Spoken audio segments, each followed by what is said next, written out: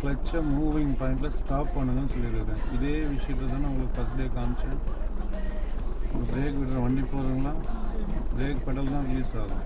Clutch ஒரே நூலாச்சும் வெளியில் வருதான்னு பாருங்கள். வருதாம்மா?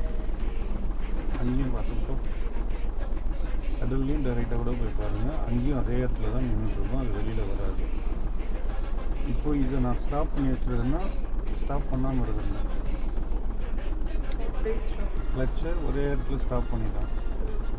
என்னுடைய கட்டுப்பாட்டில் அது இருக்குது இல்லையா?